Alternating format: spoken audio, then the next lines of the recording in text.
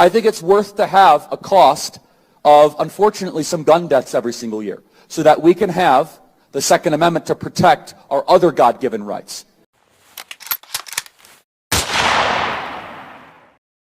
The sound is not just a bolt.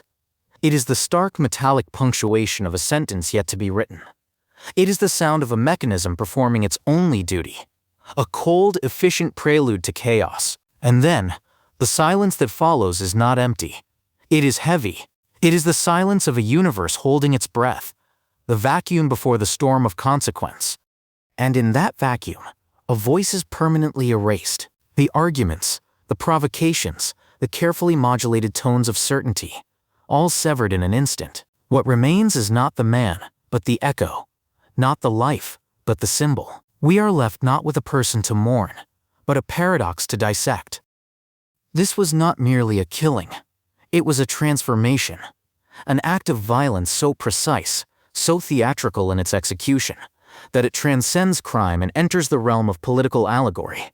Charlie Kirk, the activist who built an empire on the weaponization of ideas, was himself felled by the ultimate physical weapon. The commentator on violence became a subject of it. This is not an event we are meant to simply report. We are meant to read it, to decode it, to hold it up to the light of history, and see what dark truths it reveals about the nature of power itself, and the ancient brutal rules that govern its acquisition and its loss. To understand this event, we must abandon the modern lexicon of punditry and outrage. We must instead reach for a far older, far colder set of tools. We must turn to the work of Niccolò Machiavelli, the 16th century Florentine philosopher who stripped away the comforting illusions of morality and piety to reveal the raw, grinding gears of power beneath. Machiavelli's world was not one of rights and wrongs, but of causes and effects, of strategies and outcomes. He viewed the political arena not as a church for the righteous, but as a chessboard for the ruthless, a game where the only sin was inefficiency and the only virtue was effectiveness.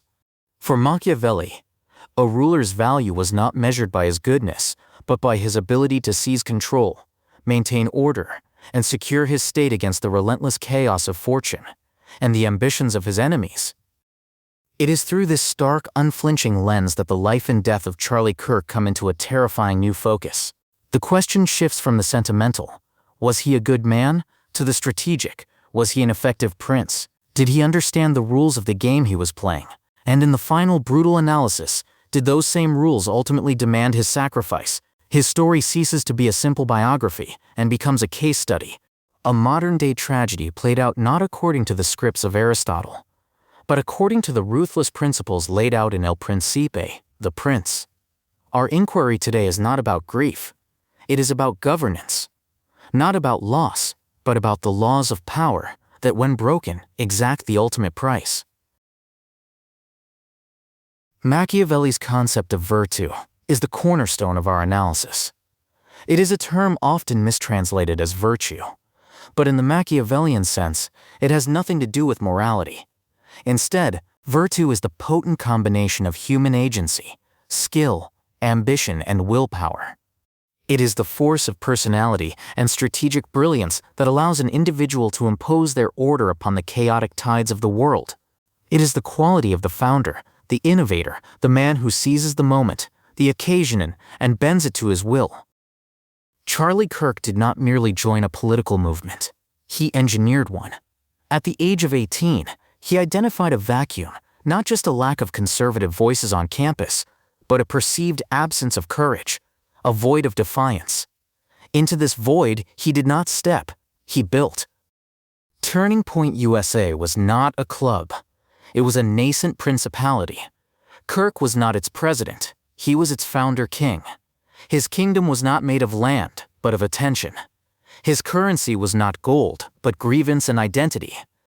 His virtue was demonstrated through a series of masterful strategic calculations. First, he chose his battlefield not where his side was strongest, but where the enemy was most entrenched, the modern university campus. This was not a mistake, it was a deliberate act of political jujitsu. By making the Lion's Den his stage, he transformed every event into a theatrical conquest. His prove-me-wrong tours were not debates in the classical sense. They were public demonstrations of dominance, designed to showcase the strength of his ideas and the weakness of his opponents, in a highly visible, shareable format. Second, he understood the power of alignment. Machiavelli's new prince often gains legitimacy by aligning with a greater power. Kirk's strategic alliance with Donald Trump, the ultimate Machiavellian prince of contemporary America, was a stroke of genius. It was a symbiotic relationship. Kirk delivered the youth and the energy, and in return he borrowed Trump's immense power and notoriety, using it as a shield and a platform to accelerate his own rise. Finally, his virtue was evident in his army building. He did not seek passive supporters. He demanded activated apostles. He understood that a small, radicalized, and deeply loyal base is infinitely more powerful than a large, lukewarm, and fair-weather coalition. He forged activists. He gave them a clear enemy, a shared identity, and a mission. This creation of a dedicated political instrument is perhaps the purest expression of Machiavellian virtue. He wasn't just playing the game. He was building his own pieces and redesigning the board. A prince with only virtù is a blunt instrument, destined to break. Machiavelli famously argued that the successful ruler must learn to emulate both the lion and the fox. The lion cannot protect himself from traps, and the fox cannot defend himself from wolves. One must therefore be a fox to recognize traps, and a lion to frighten wolves. Charlie Kirk's public persona was the lion. In its purest, most ferocious form, his rhetoric was not designed to persuade or convert. It was engineered to energize and enrage. He was a master of what philosophers call ressentiment, the political mobilization of grievance and resentment. He identified cultural and political pressure points and struck them relentlessly. His controversial statements on race, immigration, and history were not gaffes or missteps. They were precision weapons. Their primary purpose was not to win an argument with an opponent, but to signal strength and solidarity to his base. The outrage they generated from the left was not a bug, it was a feature. It was proof to his followers that he was fighting for them, that he was unafraid to roar in the face of the enemy. The lion's roar serves two purposes. It frightens adversaries, and it rallies the pride. Kirk's constant state of conflict created a powerful in-group, out-group dynamic, binding his followers to him through shared opposition. He made his audience feel under siege, and then positioned himself as their defiant protector. This is a timeless and devastatingly effective strategy. The loyalty forged in this kind of conflict is far stronger, far more durable than affection built on vague promises. Love can fade, but a shared sense of embattlement becomes a core identity. But offstage, away from the roar of the crowd, Kirk was the fox. While the lion provoked and dominated the public discourse, the fox was building a labyrinthine infrastructure to ensure his longevity. He could not be trapped by the traditional gatekeepers of media, because he simply built his own gates. His podcast network, his massive social media presence, his fundraising apparatus. This was not just outreach, it was a parallel political universe. This was the fox's cunning.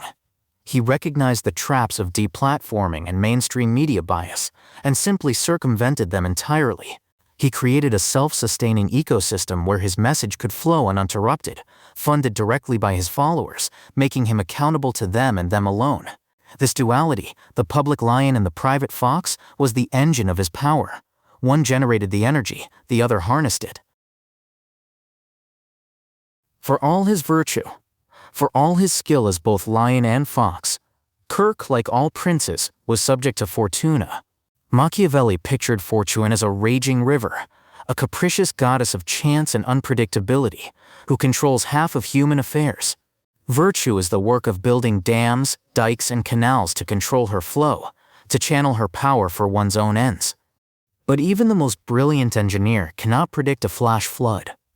Even the strongest dam can break under a force it was never designed to withstand. Kirk's Virtù had built impressive defenses. His security detail was a dam built against the assumed threat, the passionate, close-range attacker, the thrown object, the rush of the crowd. His media empire was a dam against ideological opposition, designed to control the flow of information, His entire strategy was a dam against obscurity, ensuring his relevance through constant engagement. But Fortuna did not come as a wave from the crowd. She did not come as a critical article or a deplatforming campaign. She came as a single, silent, mathematical event, a precise intersection of trajectory, velocity, and timing from 130 meters away.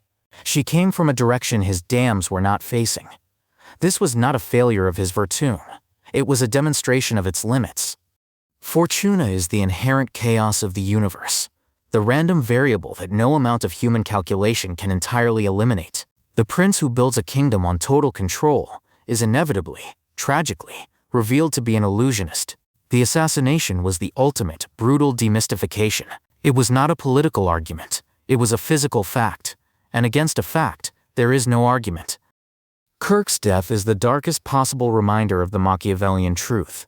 We are all, always, one random variable away from oblivion, and power is no shield against the absolute indifference of chance.